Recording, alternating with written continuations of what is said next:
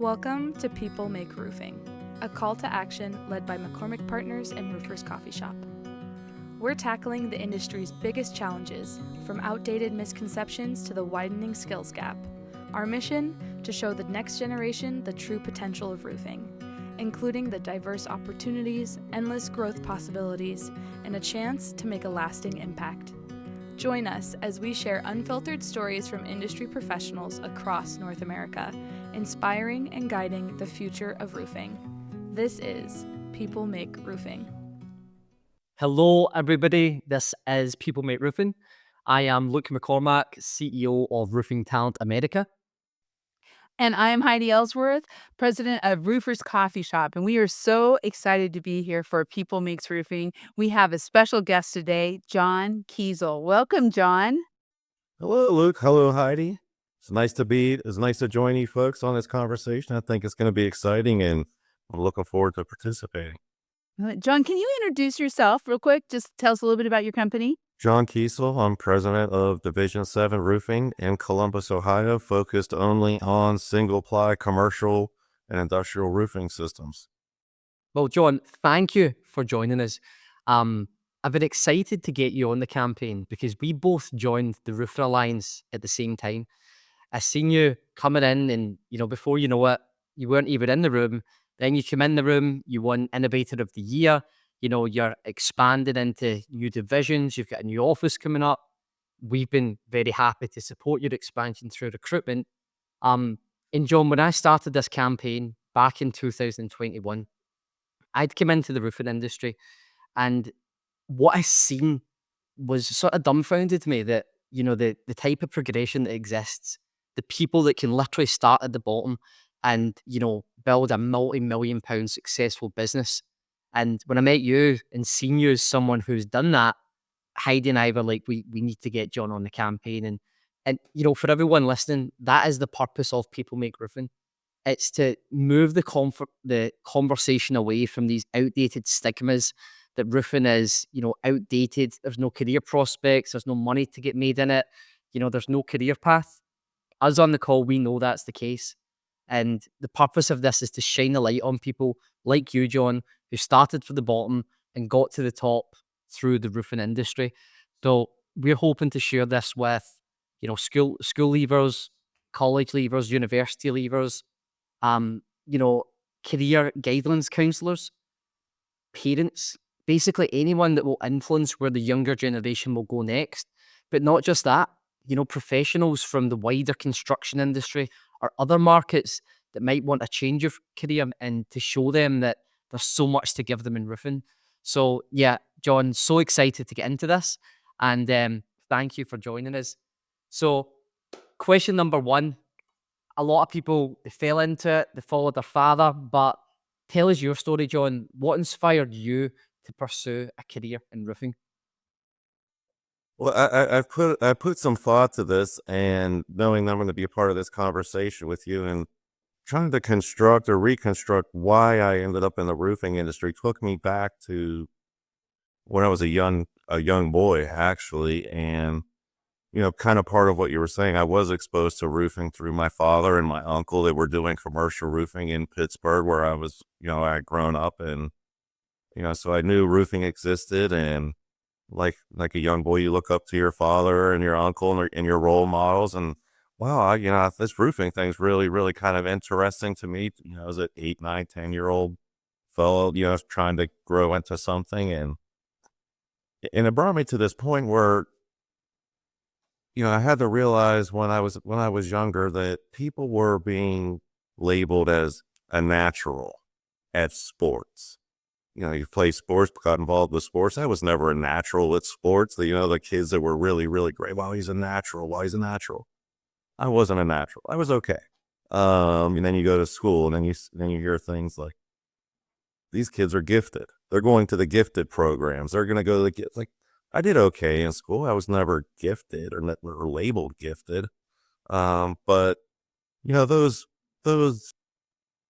labels that get put on people when you're young, I think was something that I wanted to try to find something where somebody said, you're a natural at this, you're gifted at this, you have something that other children don't seem to demonstrate. And that came to me through my, I guess, my quest to build things and vision and be able to see how things can be created and built with hammers and nails and different types of tools. So my grandfather used to bring home pieces of wood and nails, and I would just sit on the back patio and I would hammer away. I get my grandfather's hammer and I'd build things. Maybe it's a plane, maybe it's a sword or whatever I could construct easily enough by putting some pieces of wood together. So that's when I started to realize working with a hammer was my thing, and working with tools, like, it just excited me. And my uncle and father, they were at my grandparents' house building them a shed. And I remember this memory, and it really kind of impacted me because they're constructing this shed. I'm banging around with my grandfather's hammer, and I get myself involved to help hand things to these guys and looking at their tool belts filled with these professional grade tools. Nothing like my grandfather's little wooden hammer, but like big tools and chalk lines and dust powder flying around. Like, this is super exciting. So they're to a point where they're putting this roof on this shed. They take a break. I get myself up on this roof, grab my grandfather's hammer, and I start hammering these shingles onto this shed. They come back, like, John, how did you do this? You actually installed these shingles the right way, the way they're laid out, the pond lines are straight, and how'd you know how to do this? Well, I didn't have an answer. I just knew that I could see roofs, I could see the patterns in the roofs, and I just went to town doing it and completed this roof. And their response was like a teacher or a coach telling another child or another person participating, you're a natural or you're gifted. So that was really the fuel to my career right there. And how old were you, John, when you did that? I'm going to go back to maybe it was around 9 or 10 years old. And, today you might think like, oh my gosh, where's children's services? What were you learning growing up on a shed roof? Well, at 9 or 10 back in the 80s, like, we're scaling 40-foot trees. We're running around dumping people with our bikes. I mean, we were daredevils, so, we wouldn't want to call children's services on my parents for letting me up on a roof of 40 years later, however long it's been. But I was a young kid and just made my way up there. It was nothing to me. Yeah, that is so cool. That is amazing, John. And, I think that even myself as a young kid, I was always outdoors. I was interested in how things were put together. There was a show, How It's Made, and I used to always watch it and see how things were put together. And, I never really had the avenue to sort of pursue that.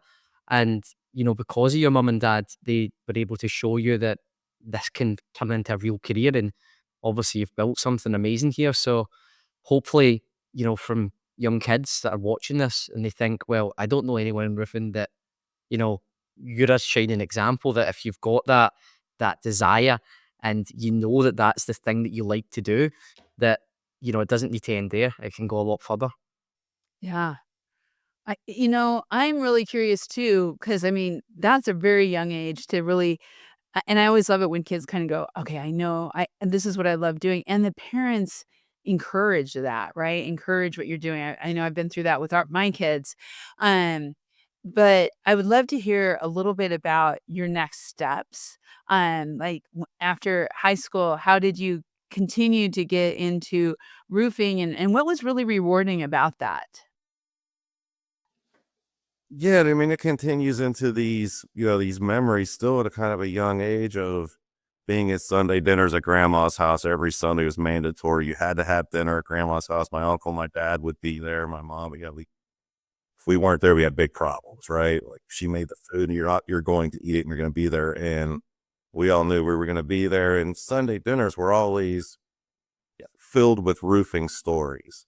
My dad, my uncle, guys on the cruise, names like Pig and Slick. And these guys were just kind of like, superheroes to me. They were bigger than life. The stories I heard about these guys, would just intrigued me to no end how crazy people can be and act, and the fun atmosphere that roofing sounded like it was to me. But going through high school and going to building trades and not pursuing a real high level academic career, it was more like, let me get into the building trades programs. Let me expand on what I think that I'm good at naturally, and not push the envelope when it comes to things I wasn't really excited about. So when I graduated high school, I had a choice of maybe the military, maybe college, or maybe I joined the roofing industry with my father and uncle, and that's what I chose.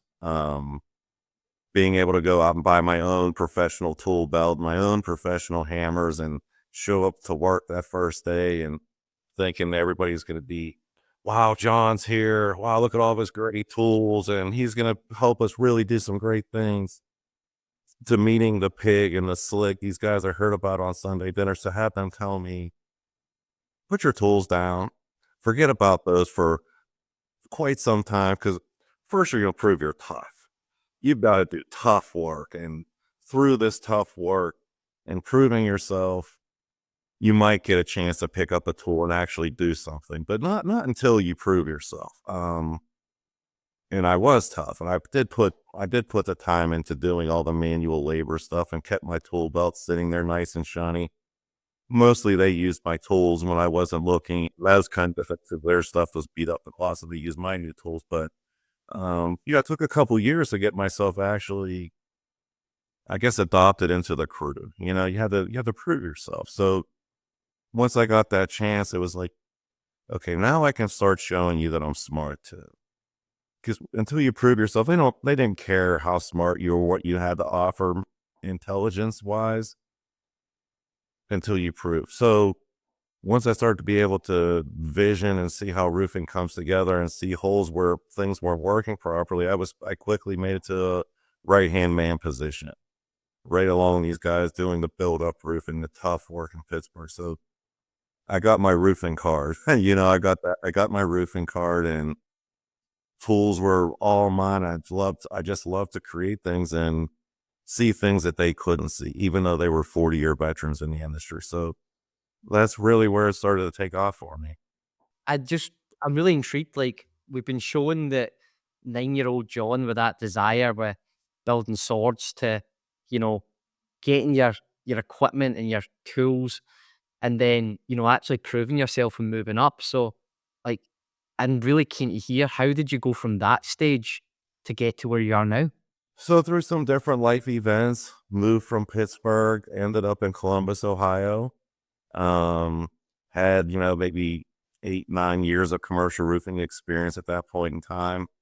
I happenstance to run into a fellow that worked for Division 7 Roofing, my superintendent currently today, Craig McGinnis, and I saw some roofing plaques on his wall. We came over for lunch at a family type event. My family knew his family, and saw these roofing plaques on his wall. I said, "Hey, Craig, so you're a commercial roofer?" He's like, "Yeah." Like, I know where I do roofing, man. I'm looking for an opportunity here, in Columbus, and so come on, I'll get you on at Division 7. So he got me on at Division 7 as his right hand man, doing work.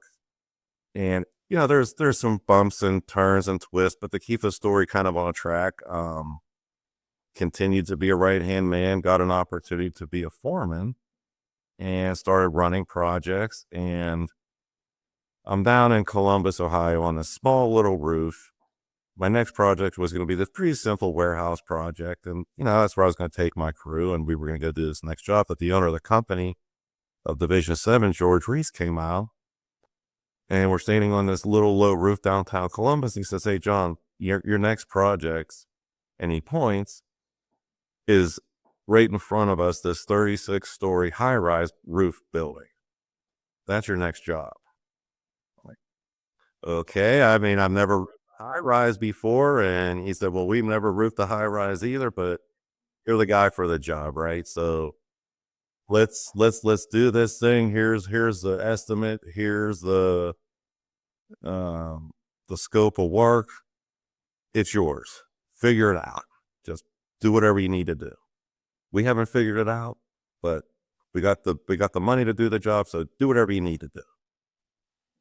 So I figured out how to facilitate this high-rise roof, tearing it off, putting it back on, night crew tear off, day crew install, using elevator systems and a bunch of elaborate processes to get this roof off and on. above the Ohio Department of Health. They were moving in October 1st. So I literally spent between the night shift and the day shift on most days during the week sleeping in the elevator control room. Wow. So I had to do this. I mean, it was when I had a new child that was born, working, as an hourly person, and it was go time. I saw the opportunity and seized it, and I didn't have a guarantee. Nobody said, if you do this, you're going to get promoted. I just did it. The owner of the company, George Reese, again, he came out to the roof looking down on Columbus. Now we're up high now, looking down to where I kind of was when I was looking up, back to that roofing shed experience. Like, John, I don't know how you did this. This is amazing. And we're done completely on time. We crushed it from estimate. Like, this is amazing. Just like the shed with my uncle and my father. And he says, John, I want you to teach the other foreman in the company how to roof like you. This is a salary position. I said, speak no more. Whatever it is, I'm doing that thing. To go from hourly and watching weather to guaranteed money. Like, I'm going to do whatever that is. Like, let's just do that, So then I worked with the foreman, and still the tool belt that I wore still was applicable to my position as superintendent, running around, meeting with the crews, showing them how to get it done faster. I'll get my tools. I'll show you. I'll demonstrate. We'll do these things, and start to evolve our operations into, a pretty high performing, overseen process. So again, George, seeing the success in that, he says, John, I want you to be the general manager. Administratively, I want you to oversee the service department that needed to be grown. I need you to oversee the HR department. I need you to start overseeing these other entities of the process that I wasn't familiar with. But again, I'm going to figure it out. And I have the vision to see the processes of what needs to be done. And there was a point in time when I'm being promoted into these management positions on the white collar side of the business that I realized that the hammer wasn't a tool anymore. The hammer I was used to broke things, because I'm a demanding type of guy, and administrative work or HR work, it needed to meet my expectations or we were going to have a conversation, right? And I realized that I didn't necessarily have the tools for this. But what I did realize was there are people out there that have the tools to do that. And being able to see that I don't possess every component of a person to be successful in all realms of business, I found the people in HR, handle the hiring, handle the management of the people. Okay, well, we need somebody to estimate jobs. I really don't like sitting in a computer all day calculating numbers. I need to find people that had the tools in these other areas, their tool belt, different than mine. But these are the tools that I put in place to grow Division 7 to where it is today. And through those choices, I was, put in an ownership position of Division 7. So again, demonstrating, being flexible, seeing opportunities, and just thinking differently has been kind of my secret sauce. That's amazing, John. What a story. I'm so glad that you shared that. Just on that last point, John, how important is it to put in second tier management to take your business from one level to the next? Because sadly, we see so often, my father, he had a roofing contracted business. He was putting in every nail, sending every invoice. It never really took off. You see a lot of roofing business owners where they've got a good business, but they won't relinquish control, and it never really gets to the next level. So how important is it to, put in second tier management in order for you to take the business to the next level? And, what impact did that have on you? And, what would be your message to other business owners who are trying to do it all themselves and not delegating the way that you did? So for George, that gave me the opportunity that relinquished that power was, kind of that type of person you're talking about, that he realized that in order to grow, he didn't want to control every single component of the business. He was willing to allow control to be handled by somebody else and step back and realize life can be enjoyed while somebody's taking on the business. And he found value in being able to enjoy himself and didn't have his identity in roofing. And I think that's a big component is, well, where do they find their identity? They find their identity in being the all-encompassing person for their business, and the fear of losing that by giving part of their identity away for other people to manage.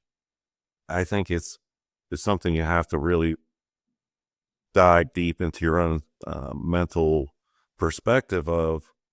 Your identity isn't your roofing business. Your identity is more than your roofing business. So that's step one to me, is really understanding why and how you're limiting your company. So going to peer groups, being involved in the NRCA and the Roofing Alliance and everywhere, the Best of Success campaign, everywhere I could go, I would go. And I would meet people that are very successful. And these guys, they may not know anything about roofing, honestly. Like, they know enough, but they're businessmen. And to take some of their businessman mentality and put it into functioning operations in my business, which is an operationally driven company. I know roofing. I probably know too much about roofing, which could hold us back. But the risk takers, the people that put key people into positions, seeing their success and not seeing them on the phone sweating it out every 5 minutes. These people are chill. They got people handling things.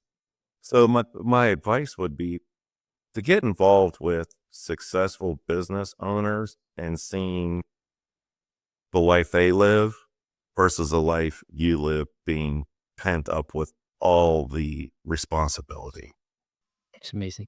I appreciate you sharing that, John. Thank you.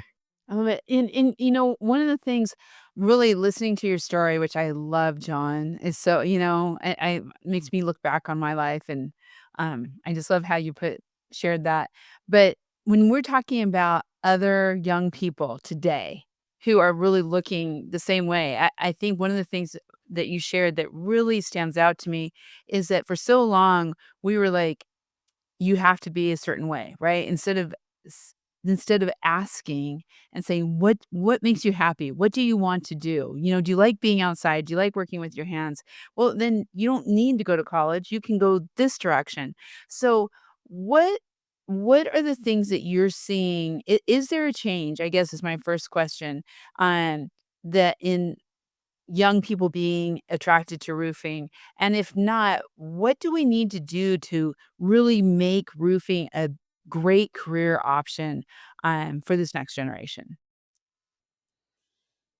And being, so that's a great question. It really is. And that's something I think that we try to answer every NRCA meeting, every meeting we go to, is Every time.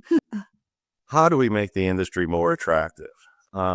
And that kind of segues into the Innovator of the Year. And what drives me for the industry is, back when I was starting roofing to today, it's kind of the same type of experience when it comes to, it's not the same experience when it comes to the people you're around. I think everything's a lot more refined. People are more accepting and willing to give you a shot and treat you with another level of kindness versus back in the 80s and the good old days where you were just kind of manhandled. You're treated with a lot more respect, but the process of roofing is kind of the same.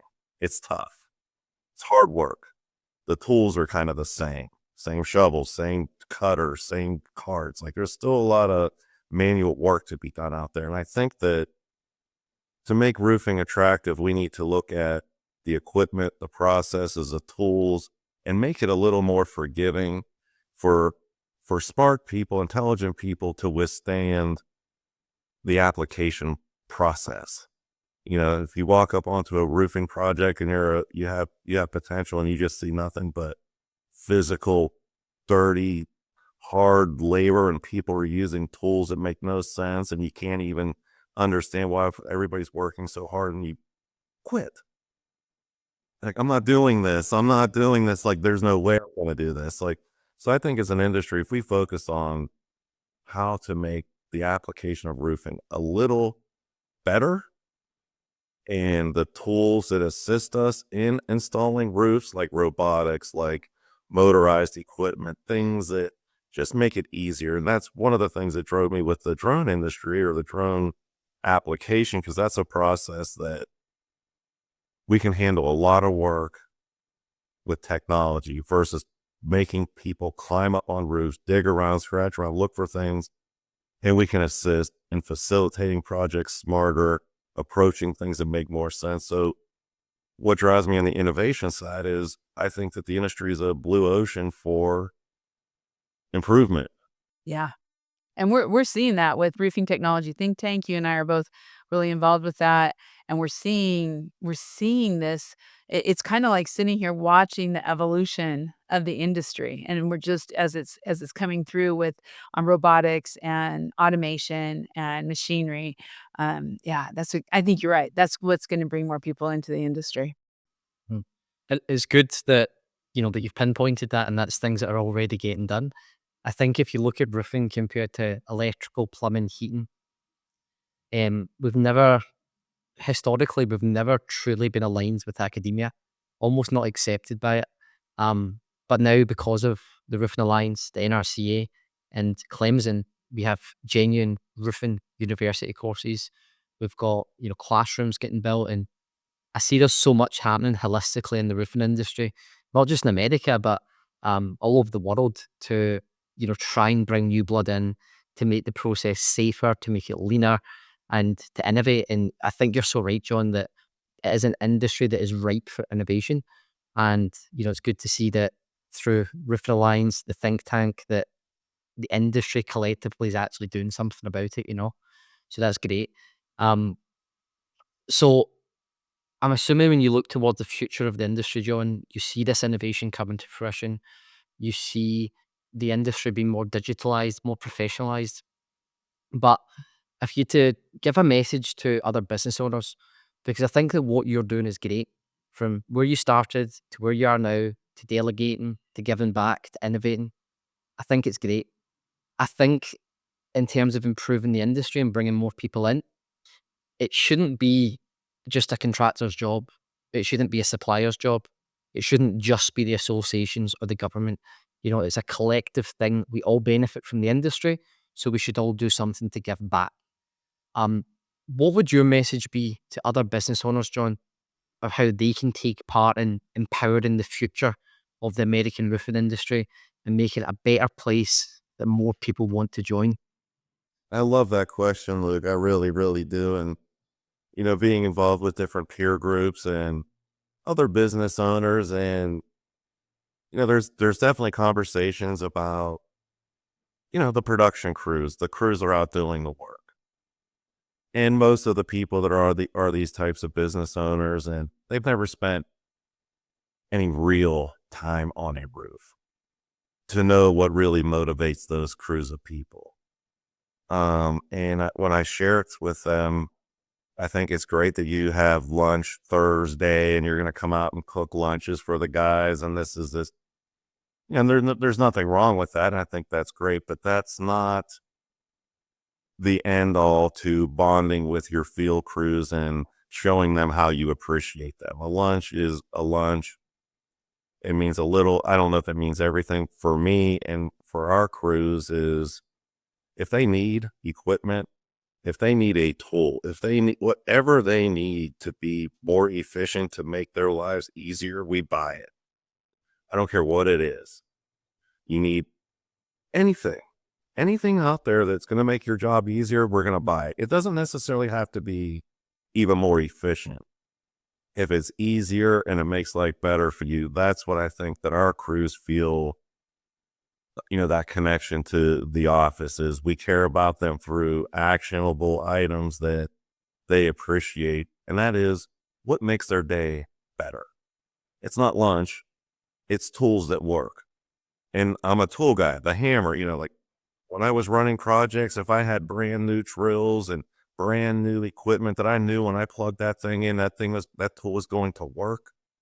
That was a great day. Not a bunch of broken old tools that I just show these guys, because we have our own people. We don't use subcontractors. Every person that installs a roof at Division 7 is an employee of ours, and we maintain that relationship. It's not a subcontractor relationship. So anything we do to impact our commitment to each other is what we do. And I would tell other business owners, invest in the tools, invest in processes that make life better for the guys through the day. Planning, equipment, thought, recognition for overcoming and adapting. And I think that's what we do as an industry, is we take advantage of the grit of a roofer. They're going to do it.